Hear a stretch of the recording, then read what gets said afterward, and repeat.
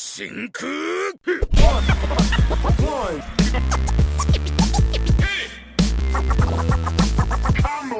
What's going on, guys? Sister Psycho back with Josh for another comic book review.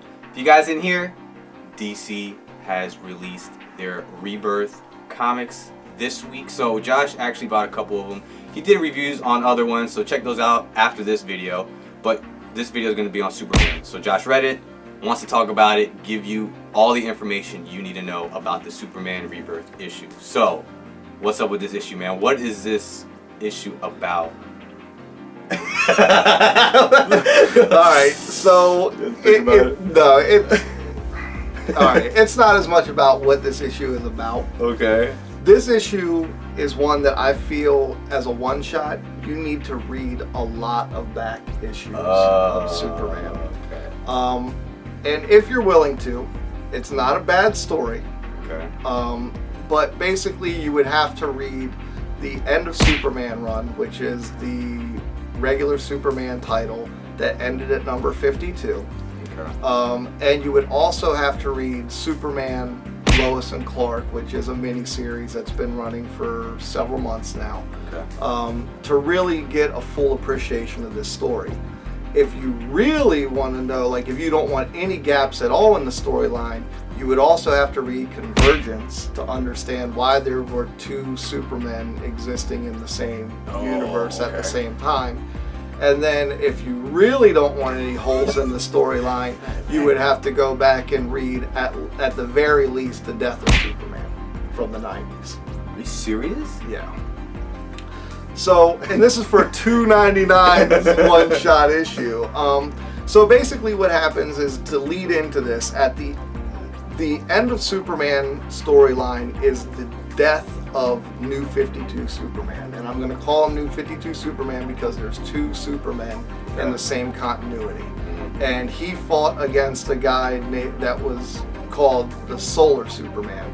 And basically what happened is that this guy, Dennis Swan was the character's name, was hit with a solar energy that had a Superman genome. So it gave him the memories and the thoughts of Superman, and he believed that he was the real Superman. Okay. The energy source, though, was so great that he really couldn't control it, and he was becoming a cataclysmic. He would have been a cataclysmic event had he blown up on Earth. Okay. It took New 52 Superman, it took Batman, Wonder Woman, and Supergirl to all kind of fight this guy, to get this villain, basically, to get him to a point of weakened state where New 52 Superman could take him out of the atmosphere. And New 52 Superman knew that by taking him out of the atmosphere that he was essentially sacrificing himself. Wow. Because when he exploded, New 52 Superman was going to absorb all of that solar energy into himself, and it was going to inevitably kill him. Okay. When he flies him out of the atmosphere, that's when what I'm going to call the classic Superman. So the Superman, if you grew up in the 90s and during the death of Superman and all of that, during that run, that Superman comes to actually assist him because he had been losing so much power in this fight against the Solar Superman. So he comes, Solar Superman does explode, he absorbs the energy. Superman brings him back down to Earth so he can say goodbye to Wonder Woman, who was his love interest in the New 52, to Batman, Lana Lane, who was his best friend, and then the Lois Lane of the New 52 universe. And then when I did the DC Rebirth episode, I had said, or video, I had made the comment about how he was either missing or dead. Yeah. And the reason why I said that is because anybody that reads Superman knows that often Superman comes back to life. Okay. Well, that's where the meat of this story is. So at the end of Superman issue, you basically see like a clay-like body in the Superman suit when the energy, when he finally absorbs the last bit of the energy, and that's all that's there, is just this lifeless clay body. So they bury. So now let's get to Rebirth. So this actual issue, okay? In this actual issue, they've buried Superman, New 52 Superman, and they have created this giant memorial for him. Okay. And Lana Lane is down there and actually digging the body out because she says that it was the wishes of Clark to be buried back in Smallville. Okay.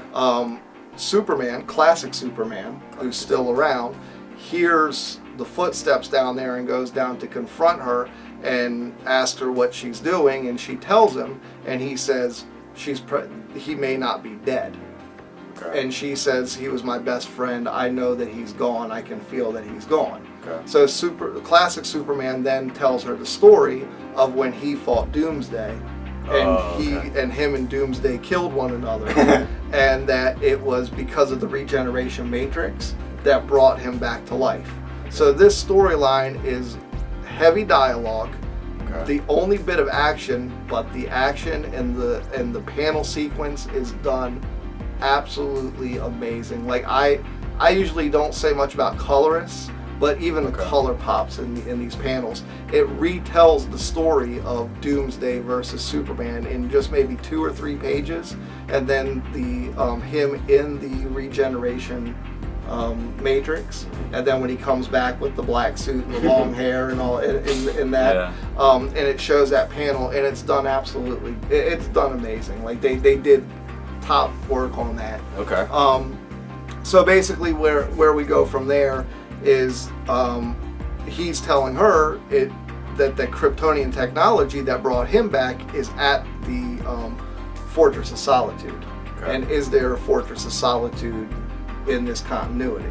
Okay. And she says that there is, and of course he says that he already knew that there was.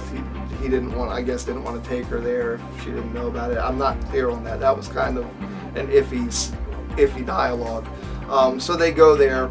Long story short, they find out that there is no regeneration matrix in this continuity. So New 52 Superman is in fact dead. He's not coming back.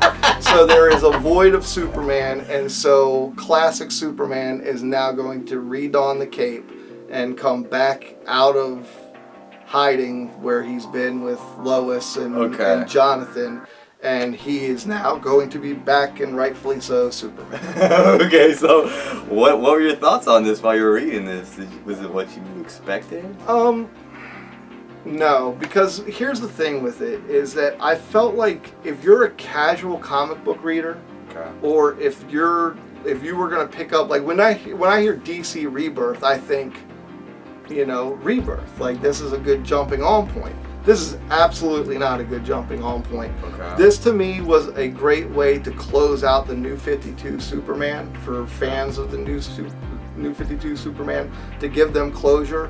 It was a feel-good moment for nostalgic purposes for people that grew up with classic Superman, and to see that it's classic Superman coming back, because they did a really good job of writing the tone of hope. The hope and justice that you always felt when you read classic Superman. Right. So they did a great job with that. The thing is, I just don't know how approachable this is as a one-shot book, especially to kind of start off the new universe. I almost feel like if you've stepped away from comics, or if you've never been a DC fan or never read a Superman issue, I almost feel like you should just wait until the actual Superman #1 gets launched as a starting point and just skip this. I feel like this is really tailor-made for people that need closure for the New 52, or die-hard DC fans and just like seeing all the changes and the drastic climb and to the climax of the stories. But I really don't feel like it. In all honesty, I feel like it's an issue that you really don't have to that you don't really have to read. So that was okay, but are you gonna still follow it? I mean, yeah, it was confusing or whatever. You think that people that usually don't read this stuff, but did it grab you enough for you to continue to follow Superman? Because you think like maybe the next issue is gonna start clean slate, right? So what do you think? Yeah, I mean, it is gonna start clean slate, because the other thing with this issue is that there were no villains introduced. There was nothing introduced at all that really let you believe that there's anything even coming. There's even any threat coming. It just left off with Superman saying there's going to be a void in Superman, with Superman and with a smile on his face at the end of it, so that you know that he's going to take over the cape. So For me, I think I'll read issue 1 and see how it goes from there.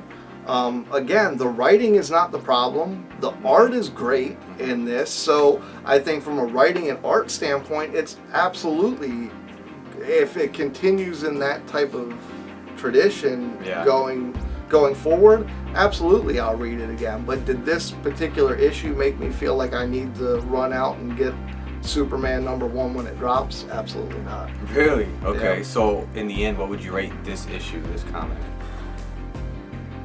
Overall, okay, my overall rating for this is actually going to be a 3. Oh, okay, that's not too bad. And I would tell you the reason why I'm going to give it a 3 is, despite all the things that I did say about it, I cannot deny the writing was done very well. The artwork was done really well. That couple page layout of Doomsday and Superman, the recap of them fighting. Again, I usually don't give a lot of credit to the colors because I feel like the technology is there, and you know, we're seeing better. I mean, we're probably seeing the best coloring that I've seen in my whole lifetime of reading comic books. But that particular layout was done exceptionally well. So I think from like an aesthetic standpoint, as a comic book and for what it was great. But I think that it loses points in my opinion because I really don't feel like it's a must read. Interesting. Okay. Well, you heard it here, guys. You heard what Josh had to say. Did any of you guys read the Superman comic? And if you did, what are your thoughts on it? Leave the comments down below. We actually like to see what you guys have to say about that. Again, guys, System Psycho, Josh signing off. But before you leave, like I always say, like, share, subscribe. Follow us on all that good shit. We'll leave all the links down below. And continue to watch all our other DC Rebirth reviews. We got them all up. Check them out. That's right. Again, guys, signing off. Peace out.